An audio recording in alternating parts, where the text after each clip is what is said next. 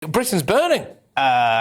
Not so much today, to be honest with you. It's a little bit fresher. The cold front went through last night, if you didn't notice, and it just slightly freshened things up for most of us.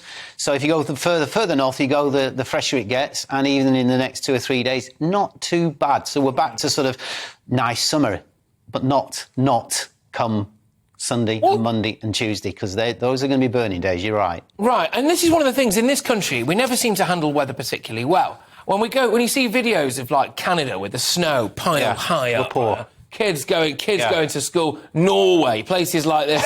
I was in Tromsø in Norway once. They were running a marathon, right? Yeah.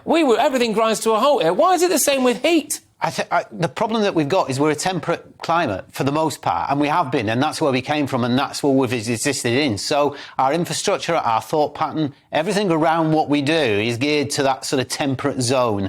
And when the thermometer goes in that direction or in that direction, we don't cope. We don't cope from if you like, from a physiological point of view. We don't cope from a mental point of view.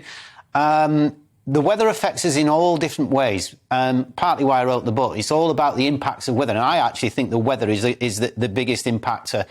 The greatest impact on our lives, bar nothing, our external lives. It guides everything that we do, from what we eat to drink to how we feel, to how, for example, sports games are played. I could go on and on. Wars and battles. We've talked about vets and all the rest of it. And also I think people's moods. Oh, yeah, without a question. I'll tell you what, come Tuesday, let's say Monday and Tuesday next week, when the temperatures are going to be knocking on that record level, 37.8, we'll see who gets it.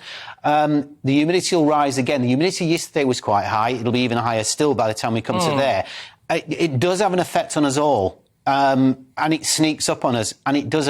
It's one of those things. It does cause illness as well. We've got to talk about that. It causes death as well. There's no escaping this. Think about last few days and lake quarries and things like this. Where the water is, and the kids have been jumping in, and sadly 1 or 2 people have lost their lives. It happens every single time that people have got to go for what we would say is the normal thing. We live around 37 degrees in our own body. Once you get temperatures approaching that, there's nowhere for sweat to go. Right. Simple as that. So we overheat. If we don't do the right things, then we find ourselves in trouble. And, of course... Yeah. And it depends what you look at on Twitter and places like that, because, some people are like, look, this is just the summer. Some summers are better than others. Yeah, and winter's cold and all the rest of it. Winter's cold and summer's hot, right? Is this an extreme summer for heat?